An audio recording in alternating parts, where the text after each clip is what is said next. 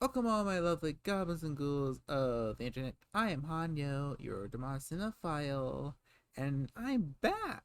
Oh, actually, no, not fully back. The microphone situation is still kind of iffy. I'm using a snowball that I found, and the audio I'm getting from it, I'm not quite liking it. I'm not quite liking it. So hopefully something improves in the future. But I did want to quickly just come up here and talk for like a few minutes about I Know What You Did Last Summer, because I'm probably might see the next one soon. And I forgot how kind of good this movie is. So, for anyone who's probably living under a rock or just not really into 90s horror films, I Know What You Did Last Summer very is a kind of a loose adaptation of a book that came out in the 50s, I think. Like, it has almost very little to do with the novel except for the title of the book. But the movie we follow our lovely cast of characters as they graduate high school. They're in this weird little fishing town, which I don't remember what state they're in. And we got okay, and you got Jules, um, Buffy, Ryan Philippe, and Freddy. I don't remember their actual characters' names. But yeah, they're having one big final fun night before before like the two of them head off to college and move on with their lives, make something of themselves. And they're goofing off in their car, they hit somebody on the road. The normal things you're gonna do on a Friday night. And because they are dumb teenagers and one of them has been drinking too much, they like, we're probably gonna get arrested and die. Let's just throw the body in the river. And the guy was technically alive still, so they did it was murder. It was murder. But a whole year passes and Julie, she goes back home because her grades are kind of shit at college. I mean, trauma will do that to you. And she gets a mysterious letter. I know what you. Oh, sorry. I know what you did last summer. Title drop. And as she reconnects with her old friends, they are hunted down by this strange, mysterious fisherman killer. As they all try to, um, I can't think of the actress's name. She tries to figure out who is the mysterious fisherman. Who did they kill that night? And it's a good movie. It's a good movie. It came out in the post Scream era, and it's kind of a weird subgenre horror back in that part of the 90s, because when Scream came out, a lot of movies wanted to be meta. They wanted to copy the meta nature of Scream. And sorry, tired. This movie does it to an extent, but not really. It feels a little bit more natural, most because it's also written by Kevin Williamson. Kevin Williamson. Sorry, my mouth is kind of. But yeah, he wrote the first two Scream movies. Wrote part four. I can't remember if he was. No, he wasn't involved with five and six, but yeah, same writer. You know what I'm trying to say. And it does have a bit of a Scream feel to it. It does have this sense of mystery, sense of dread, because this movie isn't really much about carnage, candy, blood fest. Most of it is drawing on the mystery of who is the fisherman who really died that night. They really emphasize on the stalking and on the mind games that the killer is playing with the main characters. And I really do like that. It's a little different than some slashers, because some slashers just go, straight for the neck, straight for the guts. But the killer, the fisherman, he really likes to play with his victims. Actually, I don't know if they're thinking about it. It really does kind of play in with the fact that he is a fisherman. He is, he takes his time. He waits. He knows how to bait you. Then there's some things he does here just to seem straight up supernatural. Like how he was able to cut Buffy's hair and she not know, I guess feel it. I don't know.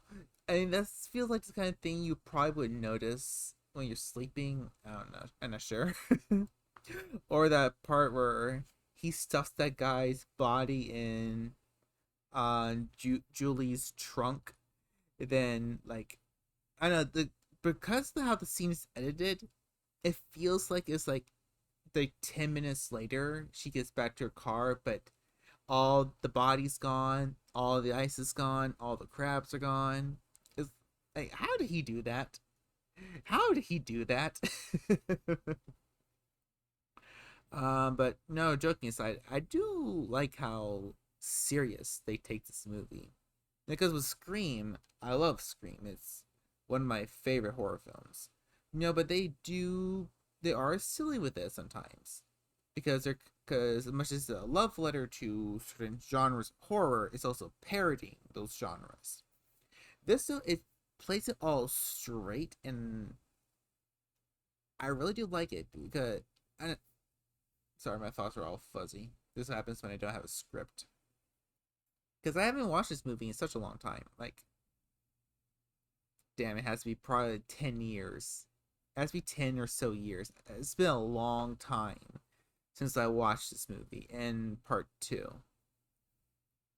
And so it feels like I'm kind of watching it for the first time and really appreciating it. I mean, there are some fumbles with it. The characters, well, their motivations are good. And good, they make sense. They also just feel kind of, I mean, Jennifer Hart. She's awesome in all her scenes and everything. Then when we get to the other characters, like Ryan Phillippe's character, his character is mostly just a hole. That's basically it. Um, Buffy is also she's good, but her character is very flat, and is only saved by its being Sarah Michelle Gellar. Can't talk right now. I need to get some water. Real quick. What's the stupid pause button? All right, got some water. Feeling a bit better. And they got Freddie Prinze Jr.'s character, and same thing with Sarah Michelle Gellar. He plays it well, what he's given, but his character's probably the weakest. Because mostly besides the opening, he barely shows up at all. And it's just mostly feels like he's there to be romantic tension with. What the fuck did I do? It feels like he's supposed to be just romantic tension for Julie. And just he's a character who's written to be the cool, nice guy, understandable, which is nice because a lot of the characters in this movie are just rude. But then again, like I said, the script really has nothing for him to do. And he has very little screen time that his performance can't save the character. We get to kills though. Like, kills are, like I said, there's not a lot of kills in this movie. Because we got one death that happens off screen. Then we got we got eh, she dies, he die, this random jerk dies, and the cop dies. We don't get a lot of kills in this movie, which works for this for the sorry, which works for this film because it's a revenge story. It's a personal story for the characters and the killer. So it makes sense you want to keep the number of deaths low, keep the setting kind of tight and intimate. There was one kill that was added later on in the after production, not after production or midway through production, because they realize there's not a lot of kills in the movie, and there's not a lot of blood in the movie. This is a very bloodless horror film. If you had toned down the f bombs and a lot of the language, this probably would have been rated PG-13. So they added this one death in early in the film to one just show the fisherman pretty early. Two, to show the dread, show the danger, and three, to add a nice bit of blood. And while it does help the film a lot, it also kind of takes away from the reveal of the fisherman. Because when Ryan Phillippe's character, when he first gets attacked, not killed but attacked, and you see the fisherman for the first time, it's this great build up of watching him come out. It's like like an overview shot, a bird eye shot of him walking out of the car slowly, going to where Ryan Phillippe is. Then they have this bug, like I forgot what they call this kind of shot. This is a bug eyes point of view. Because you got the camera on the ground tilted up, and you see the fisherman. You're looking up at him like you'd be Ryan Phillippe, and it's such an awesome reveal. It's such an awesome reveal. Like it, like it. I almost wish they took out that first kill because if this was the first time you saw the fisherman, it's like, oh god, this is what the man looks like. This is what he's gonna do. This is what he looks like, and you get that dread, you get that tension. I don't know. I'm picking on that one. um, but I think what really works this time around, now that I'm a little bit older, which wasn't that young, like 10 years ago. Like how? When exactly is the last time I saw this film? Because I'm remembering watching it like when I was a kid. God, has it really been that long? Has it really been that long? God, this stupid movies make me feel old. But yeah, but really works this time around for me is the mystery factor. Yeah, there is a bit of a mystery in here because the premise, they ran this guy over a year ago, and they're trying to figure out who he is so they can stop him. So, um, she already figured out who he was. It was some guy who the newspaper said that they found in a shrimp net like 3 weeks after they ran him over. So when this ugly guy starts popping up, they're like, okay, let's do our research about him. They figure out he had a sister. They go talk to her. Now this guy had a girlfriend who died the year prior to the year before the film. And they're thinking, okay, maybe it's a friend of his. Maybe they know that they ran him over and that's what's happening. Maybe it's a family member. Maybe it can even be the sister who is taking revenge for her brother. They'll detail that I forgot to notice in the opening that the fisherman had a tattoo of Sally. So the girl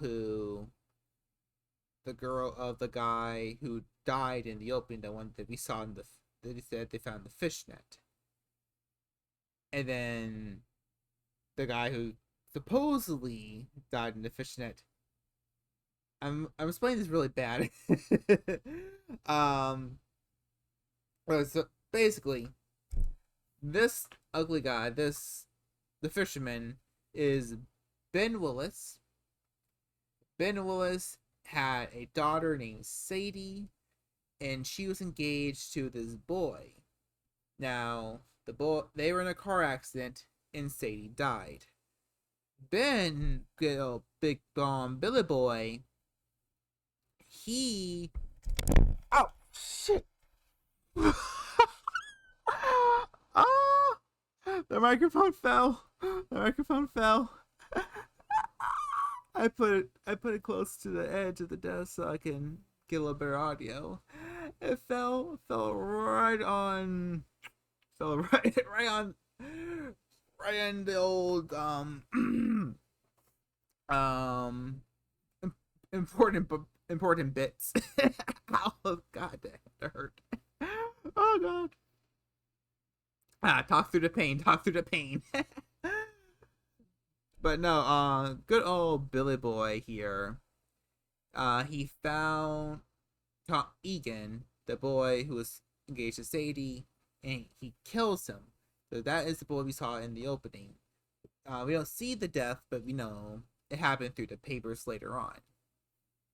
And I guess he pushed him off the cliff, and he's walking back to him wherever, probably town, and that's when our quadruplets run him over. So that is the big whole mystery of it all. And I really do like it. I just don't like the fact that our characters don't know anything about Ben Willis before he dies.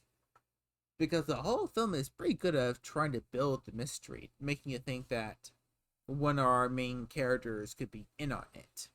Well, none of them are. But it's kind of like the Mrs. Voorhees effect.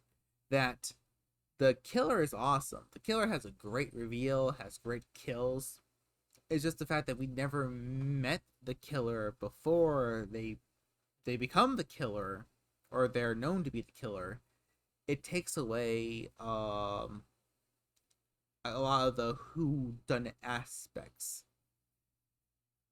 And I'm not sure how you would change this and maybe have Ben be at the fishing docks when the characters are just visiting, maybe have him at the beauty pageant or just walking around town talking to one of their parents. I'm not sure how you could fix this, but you need to see him a little bit more. You need to see him a little bit more for it to fully click. Because the moment you see him, you're like, he's the killer. He's the killer. That's the only thing that makes sense. No, Freddie Prinze Jr. isn't a killer. That dumb little what's the word I'm looking for? Red herring. No one's falling for that. It makes no sense. Yeah, he's the new man who just pop up off screen? He's definitely the killer. But the actor, he plays it well. He plays it really good. But who is the actor again for him?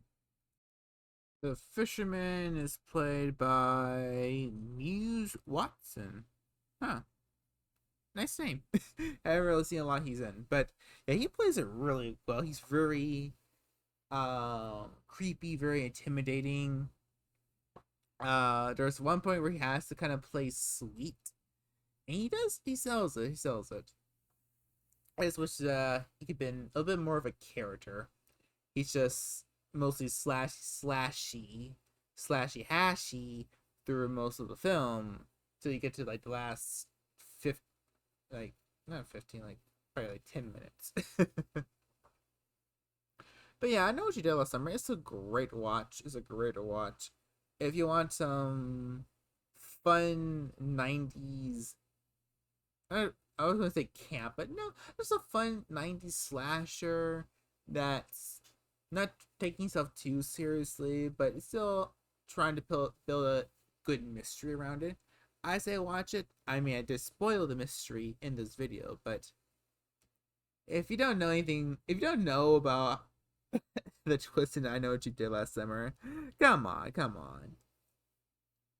Also add a spoiler tag to the title though. Yeah, like I said, I wanted to quickly do this because I'm probably gonna see the next one soon, and I probably won't do any reviews of the other movies for at least a while. But to give my thoughts about those really quickly, part two, same bill as this one. I haven't seen that in like a decade or so. I remember loving it, though. Thinking back about it, it's very flawed. But the characters are fun. The characters are fun. Some of the kills are good. Um, I know there was a TV show, an Amazon show that came out like 3 years ago. Haven't watched it. I also haven't heard anything good about it or anything bad about it. So I don't know. That's in the air. That's in the air. Apparently, it wasn't that successful because they're doing this new movie, and then we got the 2006 direct to DVD film, I the uh the I Always Know What You Did Last Summer, which is a I know I'm very iffy with my use of language in these videos and streams. I normally don't like the cuss. It sometimes just comes out. I'm not sure why. But this one, I have to be honest. Have to be honest. The third film of this franchise, I Always Know What You Did Last Summer, is a fucking piece of dog shit bullshit. That movie is one of the worst films I have ever seen. Is complete and utter trash to cinema. I have no idea. Ah, I I I rented that on Netflix. No, it was Netflix. It was Redbox, and I remember being so utterly disappointed. I can't even begin to describe the level of what the hell am I watching? The feeling that I got. Uh, so yeah, I Know What You Did Last Summer. Great film. Um, if you have not seen it, please go watch it. Same thing I goes for the second movie. The Amazon show can't recommend. New movie can't recommend. The third film, don't buy it. Do not, just don't do it. Just don't. uh, don't buy a Blu-ray or DVD because don't want to affect your PlayStation with shit. Don't buy it on Amazon or whatever because you don't want to affect your credit card with shit. And just don't buy it. It's a general waste of your time. It's a general waste of your time. But yeah, I know this is a quick little video that I just wanted to do real quick. Not really quick. It's 23 minutes going, kind of thing. But yeah, I've been your Hanya, your Demon Cinephile. I'll see you guys later. I'm not sure exactly when full time videos and streams will come back. I want it to be this week. It's probably not gonna happen this week, but as soon as I can, I want to do at least one full week of streaming, which I know I've been saying I was gonna do. I keep saying that I'm gonna do, but things just keep happen. Things happen, life stuff just happens sometimes. But I do want to do one full week of streaming with no interruptions. I want to try to do a full 24 hours stream where I just do a bunch of random different things. Don't know when that will ever happen, but it's a plan. It's something I've been wanting to do. Just can never find the right time to do it. But yeah, I'm just rambling about things that are not even about this movie anymore. So I'm gonna go. So I'll see you all later. I'll probably do a review of the new one soon. Um, Either Tuesday night or Wednesday night. It'll be one around that area. But yeah, love you guys. I'll see you later. Bye bye.